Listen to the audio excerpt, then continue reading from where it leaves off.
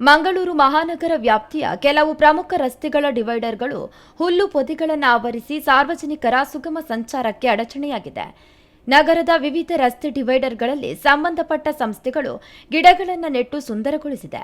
ಆದರೆ ಕೆಲವು ಭಾಗದ ಡಿವೈಡರ್ಗಳಲ್ಲಿ ಹುಲ್ಲುಗಳು ಪೊದೆಯಂತಾಗಿದ್ದು, ಇವುಗಳನ್ನು ಸಮರ್ಪಕವಾಗಿ ಕತ್ತರಿಸಿ ವಾಹನಗಳ ಸುಗಮ ಸಂಚಾರಕ್ಕೆ ವ್ಯವಸ್ಥೆಯನ್ನ ಮಾಡಬೇಕಿದೆ. ಈ ಕುರಿತು ಮಾಧ್ಯಮದವರೊಂದಿಗೆ ಮಾತನಾಡಿದ ಕೆಪಿಸಿಸಿ ವಕ್ತಾರರು ಮಂಗಳೂರು ಮಹಾನಗರ ಪಾಲಿಕೆಯ ಮಾಜಿ ವಿರೋಧ ಪಕ್ಷ ನಾಯಕ ಎಸಿ ವಿನಯರಾಜ್ ಅವರು ಮಾತನಾಡಿ, ಮಂಗಳೂರು ನಗರದ ಕೆಲವು ಸಂಸ್ಥೆಗಳು ಡಿವೈಡರ್ಗಳಲ್ಲಿ ಗಿಡಗಳನ್ನು ನೆಟ್ಟು ಸ್ವಚ್ಛ ಸುಂದರವನ್ನಾಗಿಸಿ ರಸ್ತೆಯನ್ನ ಸುಂದರಗೊಳಿಸಿದೆ.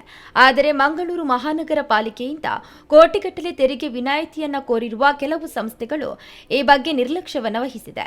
ಹೀಗಿರುವಾಗ ಮಂಗಳೂರು ಮಹಾನಗರ ಪಾಲಿಕೆಗೆ ಕೆಲವು ಸಂಸ್ಥೆಗಳು ನೀಡಿರುವ ಕೊಡುಗೆಯಾದರೂ ಏನು ಎಂದು ಈ ವೇಳೆ ಪ್ರಶ್ನಿಸಿದರು. ಈ ವೇಳೆ ಮಂಗಳೂರು ನಗರದ ಸೌಂದರ್ಯ ಉಳಿಸುವ ಜವಾಬ್ದಾರಿ ನಮ್ಮದಾಗಿದೆ. ಮಂಗಳೂರು ನಗರದ ಡಿವೈಡರ್ಗಳಲ್ಲಿ ಗಿಡಗಳನ್ನು ನೆಟ್ಟು ಸುಂದರೀಕರಣಗೊಳಿಸಬೇಕಾಗಿದೆ ಎಂದು ವಿನಂತಿಸಿದರು.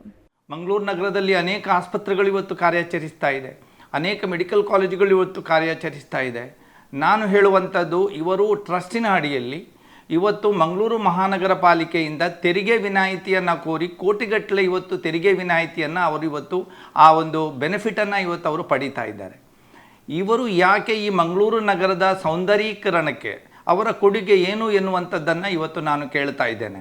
ನೀವು ತೆರಿಗೆ ವಿನಾಯಿತಿಯನ್ನು ಕೇಳ್ತಾ ಇದ್ದೀರಿ, ದಯವಿಟ್ಟು ಎಲ್ಲೆಲ್ಲಿ ಮಂಗಳೂರು ಮಹಾನಗರದಲ್ಲಿ ಮೀಡಿಯನ್ ಡಿವೈಡರ್ಗಳಲ್ಲಿ ಗಿಡಗಳನ್ನು ನೆಡುವುದರ ಮೂಲಕ ಸೌಂದರೀಕರಣ ಮಾಡಲಿಕ್ಕೆ ಸಾಧ್ಯತೆ ಇದೆ, ನೀವು ಮುಂದೆ ಬಂದು ಅದನ್ನು ಮಾಡುವಂಥ ಕೆಲಸವನ್ನು ನೀವು ಮಾಡಬೇಕು ಅಂತ ನಾನಿವತ್ತು ನಿಮ್ಮ ಹತ್ರ ನಾನು ವಿನಂತಿ ಮಾಡ್ತಾ ಇದ್ದೇನೆ. ಇವತ್ತು ನಾನು ಸಾರ್ವಜನಿಕರ ಪರವಾಗಿ ನಾನು ಆಗ್ರಹವನ್ನು ಕೂಡ ಮಾಡ್ತಾ ಇದ್ದೇನೆ.